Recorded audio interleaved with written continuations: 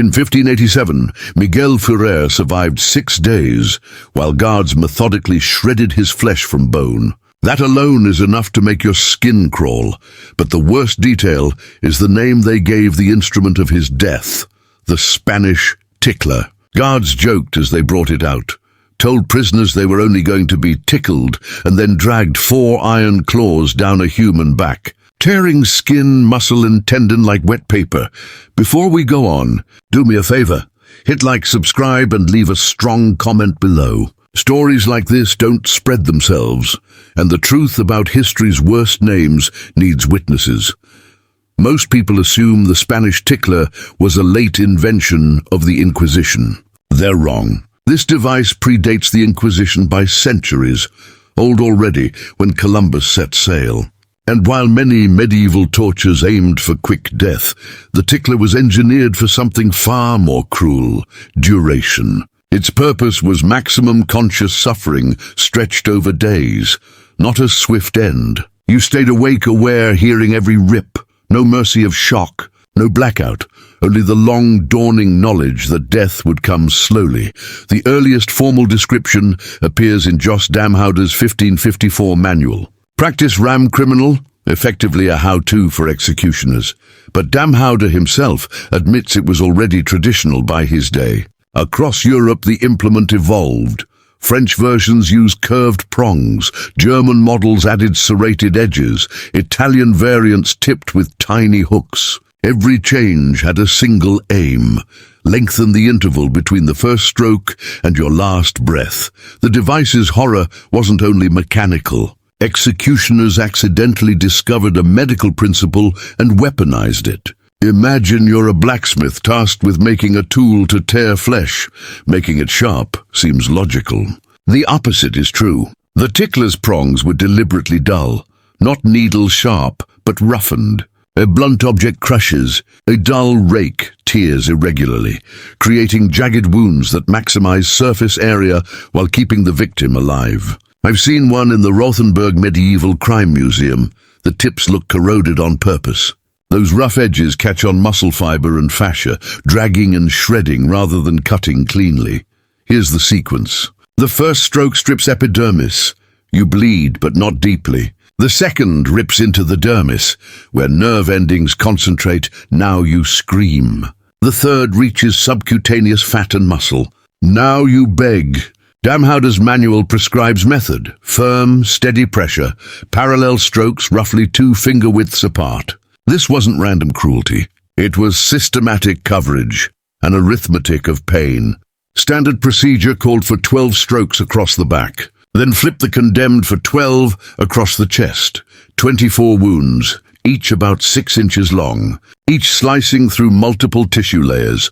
Even the spacing was calculated. The 4 prongs sat 1 centimeter apart, close enough to tear tissue widely, but far enough to prevent the wounds from merging into a single slash. That separation produced a grid of jagged lacerations, maximizing exposed tissue and guaranteeing infection. Infection was the invisible executioner. The goal was not immediate blood loss. It was weeks of fever, necrosis, and helpless decline. This is why executioners called it a tickler and laughed. The name softened the instrument, made the routine seem trivial to those who carried it out. But the result was anything but trivial. The sick genius of the method was the patience it demanded, the deliberate preservation of consciousness, so that a human endured every stage of being eaten from the outside in. Instead of one massive wound, Miguel Ferrer's body became a grid of jagged lacerations. Dozens of separate channels for blood, separate entry points for what came next. And what came next was far deadlier than any iron claw. The metal tore flesh, yes, but it was microscopic invaders, bacteria, that delivered the true execution. Picture a 16th century dungeon. Stone walls, stifling air, human waste in corners, rats everywhere. Those iron claws were never cleaned. Every stroke inoculated the wounds with Staphylococcus, Streptococcus, Clostridium. Medieval torture chambers were bacterial theme parks. Executioners didn't understand germ theory, but they knew this worked. German physician Dr. Jan Weyer recorded the pattern in the 1590s as dungeon fever. Victims who survived the initial torture developed corrupt, festering flesh, spreading mortification, or what we now call sepsis. The Spanish tickler's nightmare unfolded in 3 stages. Stage 1, hours 0 to 12, inflammatory response. Pain was unbearable, yet your body held on. Gods often left you alone, letting you hope survival was possible. Stage 2, hours 12 to 48, bacterial colonization. Wounds fester, fever and chills set in. Screams return, now fueled not by external blows, but by your body attacking itself. Stage 3, hours 48 to death, systemic infection. Blood poison, tissue necrotizes, flesh literally rots while you remain conscious. Victims could watch and smell their own decay. Average survival 4 to 6 days, but executioners discovered a horrifying optimization. Target certain areas, back, chest, arms, and death came in 4 to 6 days. Target the inner thighs and lower abdomen, richest blood supply, closest to vital organs, and death came in just 48 hours. These were reserved for prisoners with information to extract before delirium set in. Now we arrive at Miguel Ferrer, the man who defied expectation for 6 days. Accused of heresy on March 14, 1587, his crime was questioning the Pope's divine authority. The Barcelona Inquisition sentenced him to examination by claw. These aren't reinterpretations. These are original court and physician records full of clinical, horrifying detail. Day 1, March 22, 1587. Tickler applied at dawn. 12 strokes across back, 12 across chest. Führer remained conscious, responsive. No confession, no mercy. Left chained, denied water for 6 hours. Day 2, physician notes pus fever suoration. Guards interrogate again. Still no confession. Most prisoners break by now. Führer is different. Former military surgeon, he understands the science of his own body.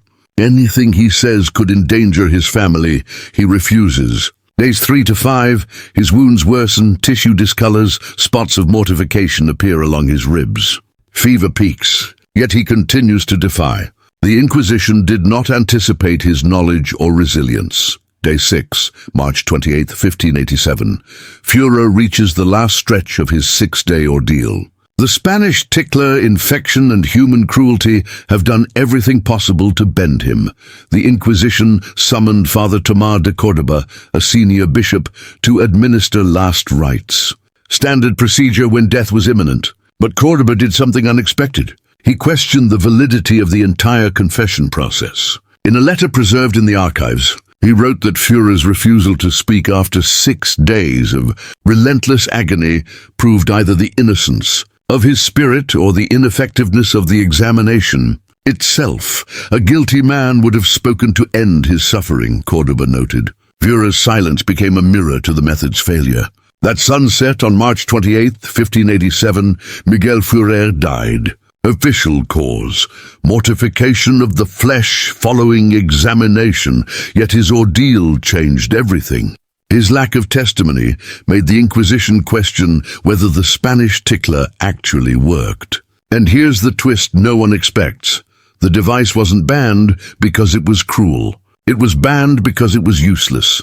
During the 30 Years' War, European military tribunals used torture to extract intelligence, enemy troop movements, supply lines, city defenses. The Spanish tickler was widely employed until commanders noticed a pattern. Prisoners tortured with claws confessed to everything, whether true or not. Imaginary supply routes, non-existent troops, impossible city fortifications. A 1643 memo from Swedish military command bluntly stated, "Information obtained through flesh rake examination has proven universally unreliable. Subjects confess to any detail suggested by interrogators, regardless of truth. Method produces only interrogator expectations, not actionable intelligence. Modern psychology wouldn't formally document this for another 300 years. Extreme. Prolonged torture produces compliance, not truth." Between 1640 and 1680, military tribunals quietly prohibited claw-based instruments. Not out of mercy, but because the intelligence was worthless. Civilian courts, including the Inquisition, continued using the Spanish tickler for another 50 years. Because for religious crimes, false confessions served their purpose. Truth didn't matter.